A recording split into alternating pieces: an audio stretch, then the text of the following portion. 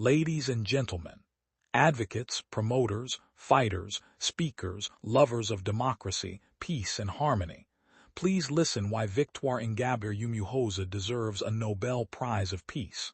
Also, please search, read, and listen to historical governance and leaderships of the Great Lakes of Africa. You will find out that she deserves this prize. Victoire Ingabire Umuhoza was born on the 3rd of October 1968.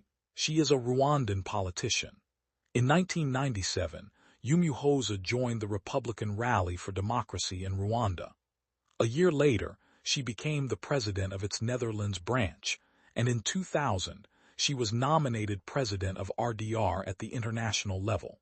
From 2003 to 2006, she occupied the post of president of the Union of Rwandan Democratic Forces, French, Union des Forces Démocratiques Rwandaises, the main coalition of political opposition parties and personalities in exile, of which RDR was an active member.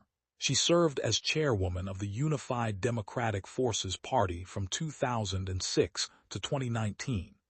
Married and a mother of 3, she trained in commercial law and accounting and graduated in business economics and corporate management in the Netherlands. Umuhoza worked as an official of an international accounting firm based in the Netherlands.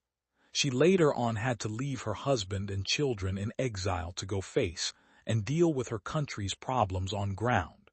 In April 2009, she resigned from her function to dedicate herself to a political career and started preparing to return to her home country to give her contribution in rebuilding the country. As an advocate for democracy and critic of President Paul Kagame, she was the UDF's candidate for the Rwandan 2010 presidential elections, but was ultimately arrested and sentenced to prison.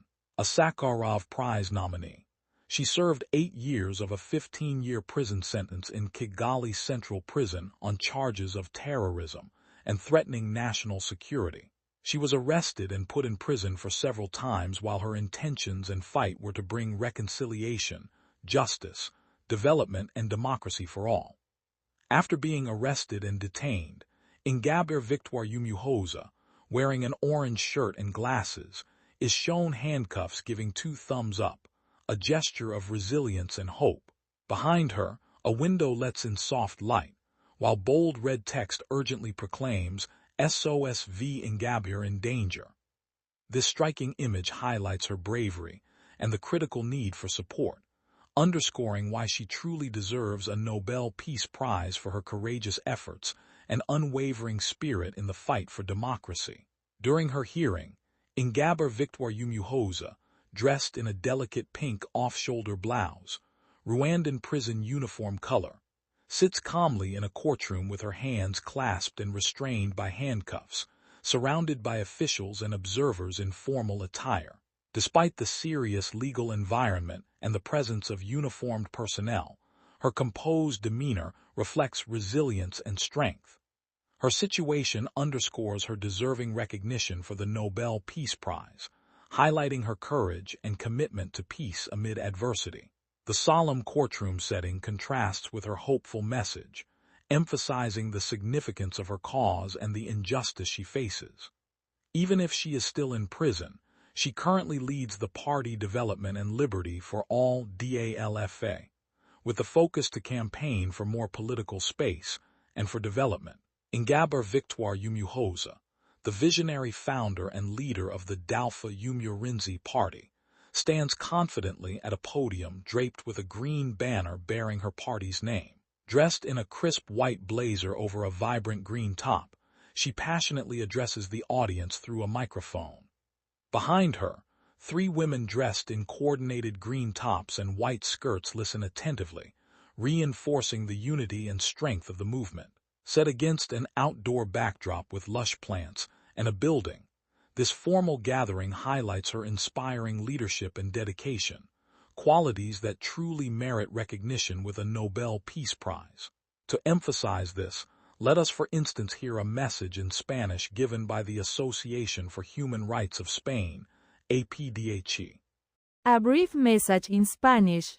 Ingabire Victoire Umuhoza merece un Premio Nobel de la Paz. En la imagen, ella se encuentra hablando desde un podio durante un evento formal, con una gran pantalla detrás que muestra la fotografía de otra mujer y texto en español relacionado con los derechos humanos y Amnistía Internacional.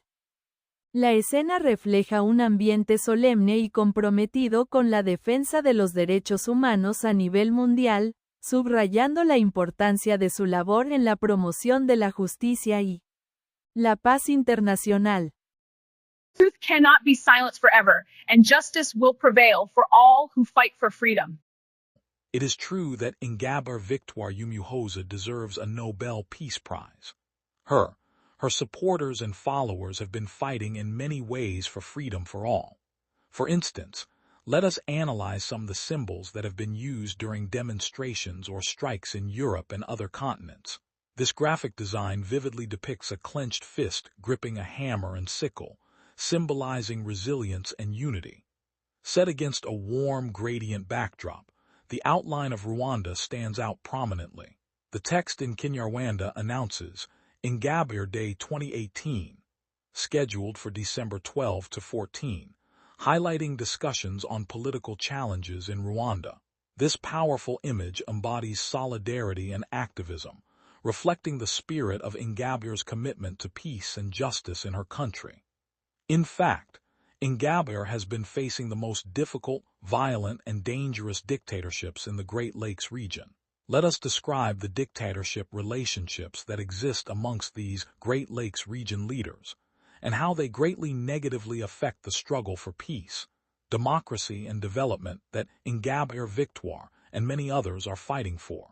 For instance, President Kagame Museveni of Uganda, his political partner and mentor for a long time, since 1986, they have been stealing electoral votes and imposing dictatorships in the Great Lakes region by creating rebellions, mercenaries, mafias, etc. Many of these above-mentioned groups are mainly based in the Democratic Republic of Congo, DRC. Rwanda is widely accused by the DRC, UN experts, and international observers of creating and backing rebel groups in eastern Congo, most prominently the M23 movement, providing them with troops, weapons, funding, and technology to control mineral-rich areas and destabilize the region despite Rwanda's denials and recent peace agreements. The M23 rebels have established parallel governments and seized strategic territory in North and South Kivu provinces, leading to a severe humanitarian crisis and ongoing conflict. Rwanda's role. Rwanda supports the M23 rebels with direct military assistance, including troops, training, and equipment, effectively controlling their operations, according to UN reports. Since 1994 now, Rwanda has been supporting many rebels groups such as ADFL of Laurent Desire Kabila, CNDP of Enkunda Batware, Twirwaneho Gumino Red Tabara from Burundi, FNL from Burundi, AFC of Corneille Nangaa, many my local groups among many others. Rwanda's involvement in Congo's conflicts spans decades, starting with the First Congo War from 1996 to 1997, and escalating into the devastating Second Congo War from 1998 to 2003, with ongoing support for rebel groups like M23 in eastern DRC, making its intervention effectively continuous since the mid-1990s, driven by security concern after the Rwandan genocide and resource interests. Key phases of involvement. First Congo War from 1996 to 1997. Rwanda intervened in Zaire, now DRC, to pursue Hutu extremists responsible for the Rwandan genocide, leading to the overthrow of Mobutu Sese Seko and installing Laurent Desire Kabila. Second Congo War from 1998 to 2003. After Kabila turned against Rwanda, supporting Hutu militias, Rwanda invaded again, backing rebels RCD in a massive regional conflict that drew in multiple nations, ending with Rwandan withdrawal in 2002 to 2003, but leaving instability. Post-2003 instability in M23. From 2012 to present, Despite formal peace, Rwanda continued supporting Congolese Tutsi rebels, notably the M23 group, leading to renewed fighting from 2012 and intensified conflict since 2022, with troops allegedly still present. Duration: Rwanda's direct military intervention in the major Congo wars ended around 2003, but its support for armed groups in eastern DRC has made its involvement a consistent, multi-decade issue, essentially from 1996 to the present day. Recent reports and visual evidence from early 2025 indicate a significant, intensified and well-equipped resurgence of the M23 rebel group in the Eastern Democratic Republic of Congo, DRC, with substantial evidence pointing to support from the Rwanda Defense Force, RDF, and President Paul Kagame. While Kagame has officially denied direct involvement, UN reports and international observers have documented Rwandan troop presence, including the use of advanced weapons, drones, and surface-to-air missiles by M23/RDF forces. Below are key visual elements and context regarding the M23/Rwanda activity in the DRC. M23/RDF troop presence and movements. Reports indicate RDF troops have been geolocated in strategic areas, including Sake near Goma, and engaged in operations in North Kivu. Capture of strategic locations. Visuals from February 2025 show M23/RDF forces occupying areas like Bukavu and controlling border crossings such as Rusizi 1. Sophisticated military equipment. Images and reports highlight that the M23 rebels are equipped with high-grade weapons, including armored vehicles and drones, suggesting support beyond that of a typical militia. Infrastructure and supply routes. Satellite imagery has been used to show the widening of roads on the Congolese side of the border to facilitate logistics for Rwandan support. Humanitarian and security impact. Photos and video footage document the ongoing conflict, featuring fleeing civilians, displaced families, and scenes from fighting near key towns like Goma.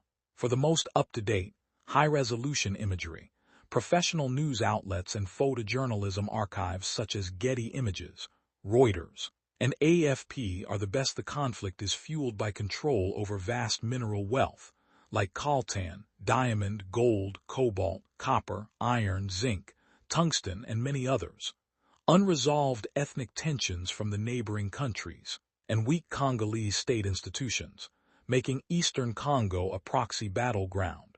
As of January 2026, tensions remain high in eastern DRC, with Congolese forces reporting the capture of Rwandan soldiers and accusing Rwanda of backing M23 rebels, while Uvira was recently retaken from rebels following a supposed withdrawal, highlighting ongoing conflict despite peace talks, with the situation deeply rooted in regional instability, humanitarian crises, and proxy fighting. Key developments in early 2026 captured Rwandan soldiers. The FARDC, Congolese Army, presented captured Rwandan soldiers in January 2026, claiming they were involved in conflicts in North and South Kivu, reinforcing ongoing accusations against Rwanda. Uvira recapture. Congolese troops and pro-government militias, Wazalendo, re-entered Uvira in January 2026 after M23 rebels announced a withdrawal, though fighting persists in surrounding areas. Escalating conflict. Fighting continues in eastern DRC, with M23 rebels clashing with government forces and allied militias, creating significant displacement and humanitarian crises.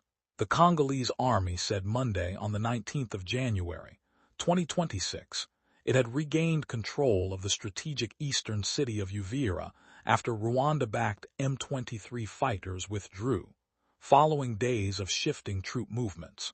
The pullout ends weeks of rebel presence in the lakeside city near the Burundi border, seized during an M23 offensive in South Kivu province. That is the unfortunate current situation in Congo, but Victoire Ingabire's contribution to peace in Congo stems from her political advocacy in Rwanda, challenging President Kagame's narrative that justifies intervention in Congo by calling for honest reconciliation in Rwanda, demanding accountability for all victims of the 1994 genocide, Hutu, Tutsi, and Twa, and supporting a unified opposition to end Rwanda's destabilizing role in the Congo through peaceful means, not war.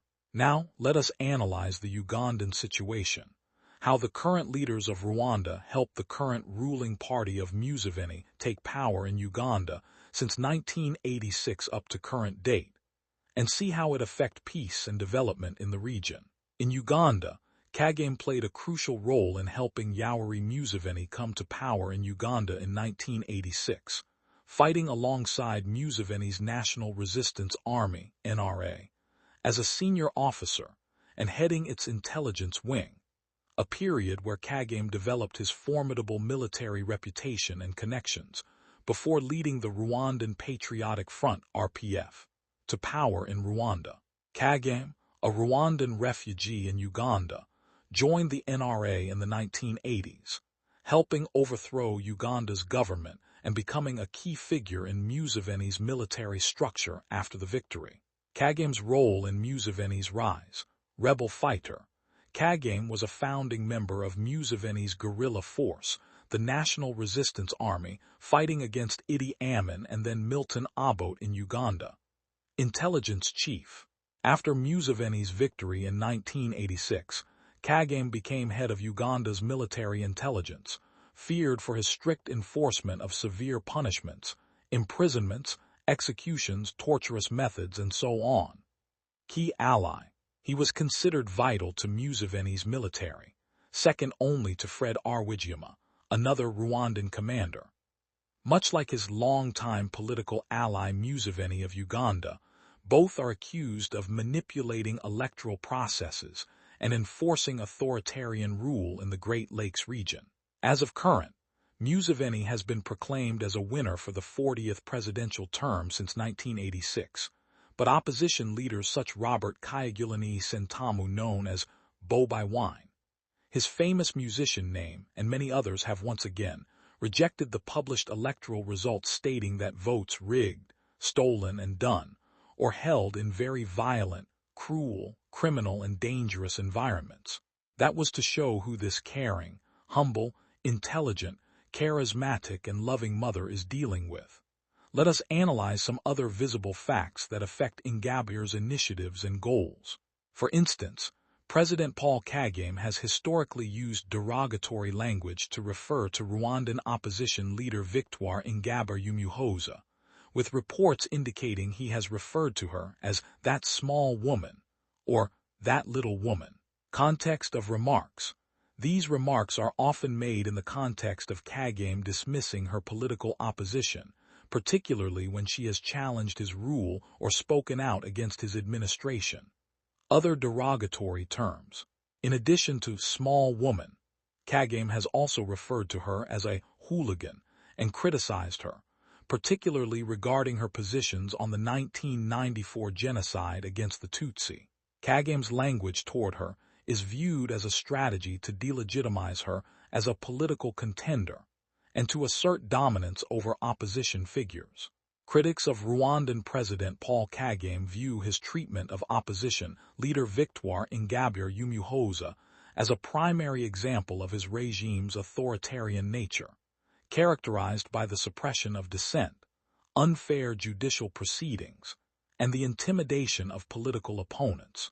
Key critics and organizations that have highlighted the persecution of Ingabire include Human Rights Watch, HRW, Africa Director Daniel Bikel and researcher Clementine de Montjoy have frequently condemned the prosecution of Ingabire as politically motivated, arguing it illustrates the government's refusal to allow for a genuine political opposition.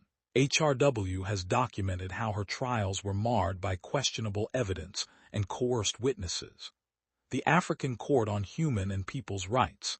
This court ruled that the Rwandan government violated Ingabire's rights to freedom of expression and to a proper defense during her 2010 to 2018 imprisonment. the Lantos Foundation for Human Rights and Justice. This organization has accused Kagame of holding Ingabire as a captive in Rwanda through legal maneuvering and keeping her under immense pressure, including long-term solitary confinement during her 8-year sentence. International observers and media, for example DW, The Times, Al Jazeera. These sources have highlighted the discrepancy between Kagame's reputation for economic development and the reality of his crackdown on challengers like Ingabire, who was barred from running against him. Victoire Ingabire herself. As a persistent critic, she has used her platform to call for democratic reform, accusing Kagame of silencing dissent through fear, imprisonment, and in some cases, the suspicious deaths of political opponents. Core criticisms regarding Ingabire's treatment: arbitrary detention and legal harassment. Critics point out that after serving 8 years of a regular 15-year sentence, following a 2018 pardon, she has been constantly monitored and, in 2024 and 2025, faced new, politically motivated accusations of threatening national security. Suppression of political space. She is seen as the face of Rwanda's fragmented opposition, and her continued inability to register her political party, DALFA Umurinzi, or contest elections, is cited as evidence that Kagame has closed all avenues for democratic challenge. Use of genocide ideology charges. Critics argue that Kagame's government weaponizes laws regarding the 1994 genocide to silence anyone, including Ingabire, who challenges the official narrative or calls for justice for all victims. Critics often contrast the 99% election victories of Kagame with the treatment of opponents like Ingabire to argue that Rwanda is a facade of consensus democracy. When it comes to gender equality in Rwanda, this picture describes what Kagame is doing or does his thing. President Kagame of Rwanda walks confidently across a stage adorned with a vibrant blue backdrop decorated with abstract geometric designs. Dressed in a sharp dark suit and a blue tie, and wearing elegant black high heels, he carries a small black handbag over his shoulder. The atmosphere suggests a formal event or conference, where Kagame exudes authority and control. President Kagame of Rwanda claims to have many women in parliament, but they have no say in front of him. He dictates them what to do. Despite claims of having many women in parliament, it is clear that he maintains strict dominance, dictating their actions. There are many portraits that can describe this situation. On the contrary, Ingabire Victoire Umuhoza stands confidently in a blue blazer and glasses, embodying her unwavering commitment to Rwanda's future. Beside her, a detailed list outlines her 5 main goals: promoting democratization, enhancing social capital, advancing decentralization, boosting public investment, and strengthening diplomatic ties. Her vision centers on governance reform, social justice, and regional unity, reflecting a profound dedication to peace and development. This portrait captures not only her poised presence, but also the powerful mission she champions, making her a deserving candidate for the Nobel Peace Prize. Let us emphasize this again in the French language. A brief message in French. Ingabire Victoire Umuhoza mérite un prix Nobel de la paix pour son engagement à promouvoir l'égalité des sexes et à autonomiser les femmes, comme le souligne l'affiche vibrante de la Journée internationale des femmes 2022. Elle se tient fièrement vêtue d'une robe verte, invitant à réfléchir sur la nécessité de briser le cycle de la pauvreté et de redonner dignité aux filles de la rue. Son rôle essentiel en tant que présidente de Dalfa Umurinza met en lumière son combat pour impliquer davantage les femmes dans l'éradication de la pauvreté et la construction d'une société plus juste. Well, what is going on has been explained enough in many languages, but after all that is going on, why are some Western powerful countries silent on Ingabire Victoire's arrest and the chaos that is going on? Are these powerful countries being hypocritical? Are they ignorant? If yes, why? What are their ambitions? What are those powerful countries gaining from this? What is the best solution? Let us look at the situation and try to find a solution. The imprisonment of Rwandan opposition leader Victoire Ingabire, particularly her rearrest in June 2025, has been characterized by a notable, often strategic silence from powerful Western governments, despite strong condemnation from human rights organizations. Key findings regarding this situation as of late 2025. Rearrest and charges. Ingabire was rearrested in June 2025 shortly before her 2018 conditional release terms were set to end, accused of inciting public disorder and forming a criminal organization. This followed years of restrictions after her initial 8-year imprisonment for genocide ideology and conspiracy, charges that international observers previously condemned as politically motivated. Silence of Western powers. Despite the 2017 ruling by the African Court on Human and People's Rights that Rwanda violated her rights, many international partners, particularly Western nations, have maintained a strategic silence or muted response. Reasons for limited action. Diplomatic/economic interests. Critics argue that the West ignores Rwanda's dark side because of Paul Kagame's reputation as a commendable success story, with the country still receiving significant foreign aid. Geopolitical alignment.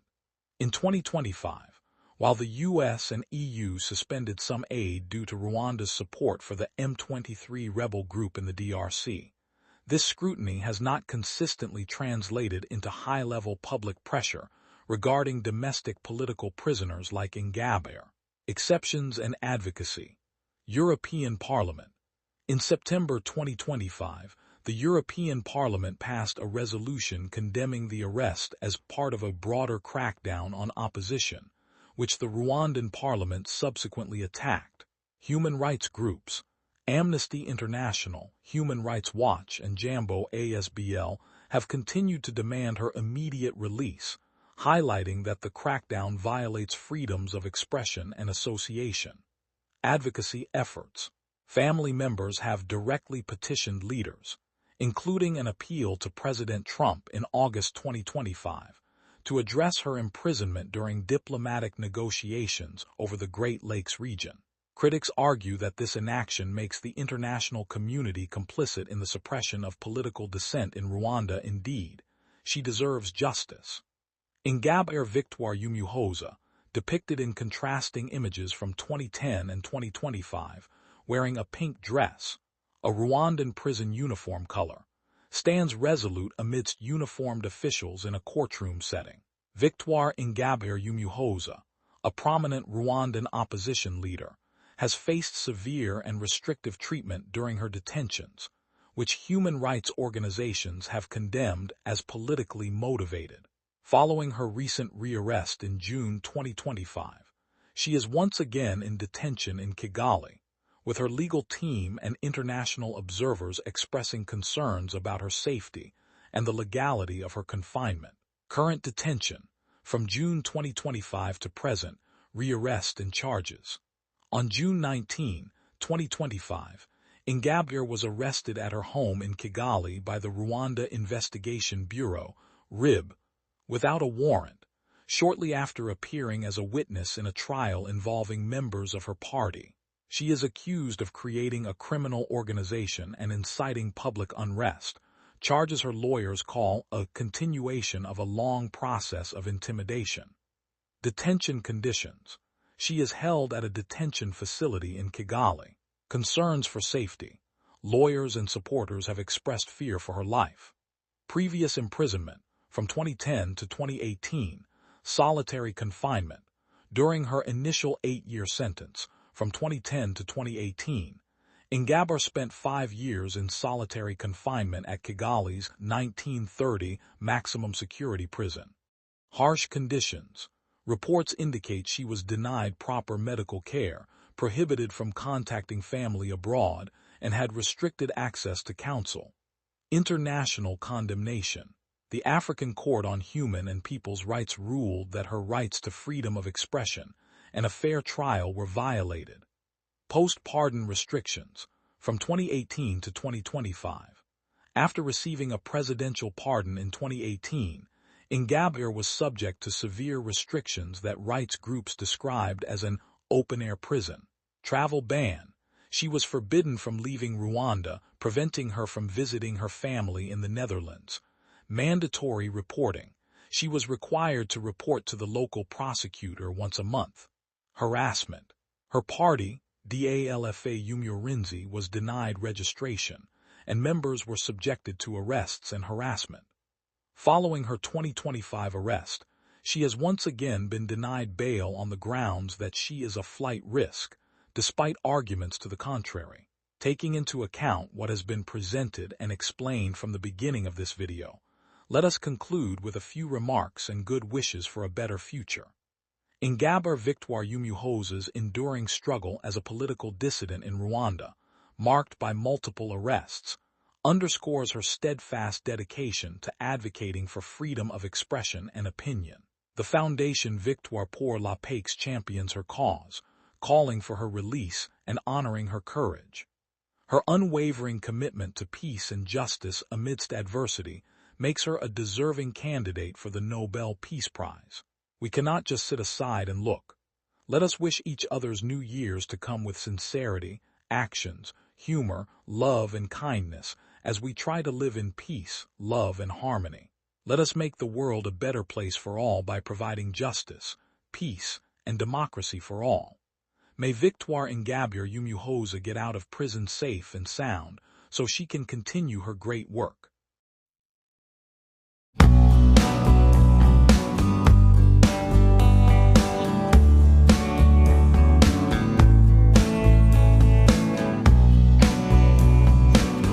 Truth cannot be silenced forever, and justice will prevail for all who fight for freedom.